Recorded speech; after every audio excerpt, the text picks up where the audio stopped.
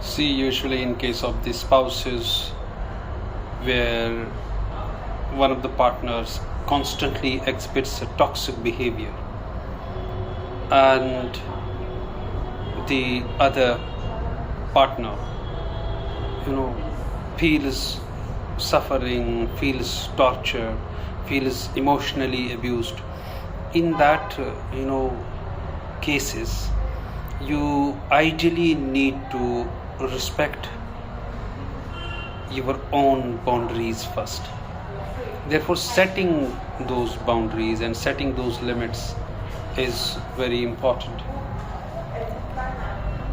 And this doesn't always happen, because it's not that when you set your boundaries the other is going to respect you. At times toxic people hardly respect any of the boundaries and hardly let you do what you want to do, hardly let you make clear what you want to make clear, or setting the boundaries and fixing things. While it may not seem fair that you are the one who has to change, because why would you change when you are not wrong at all? It's often worth for your own well-being to make it clear to those irritable or toxic partners that there is a limit to bear with something, and beyond a particular limit you can't bear with that. Making clear what you can tolerate and what you can't should be your utmost responsibility in a spousal relationship, especially in the family as well. Beyond spouses, there are parents as well at times who constantly keep exhibiting that toxic behavior.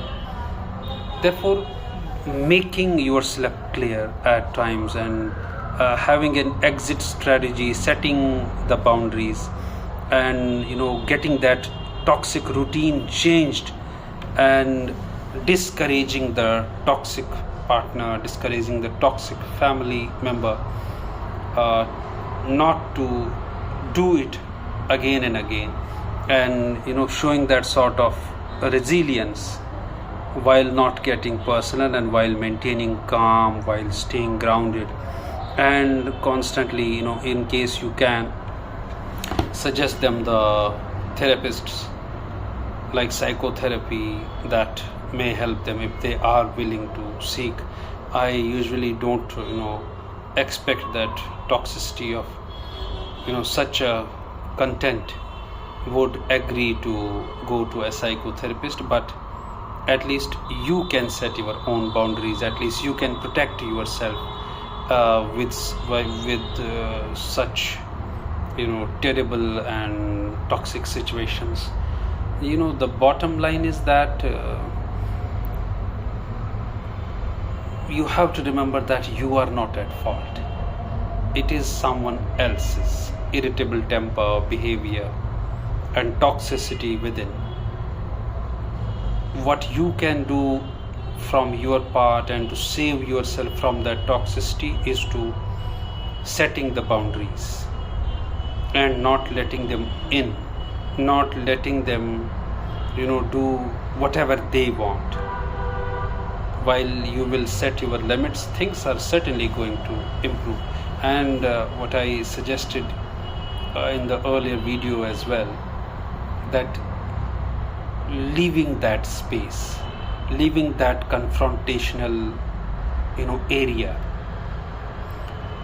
and making a clear distance at times helps a lot. When you are not there, things and toxicity lessens automatically. When you leave the situation that has turned very toxic, things certainly will improve, because toxicity and intimacy go hand in hand. And when that intimacy is cut, when that lessens to a particular extent, toxicity definitely will lessen in its magnitude. Respect yourself first, because at the end of the day it is you who is responsible for your own mental health. People have been constantly exhibiting toxic behavior in families against their spouses, and the spouses endure it and keep bearing it all just for the sake of children at times, citing that their children's career or their daughter's future would get devastated. Therefore they are there and tolerating everything. Toleration is not the answer.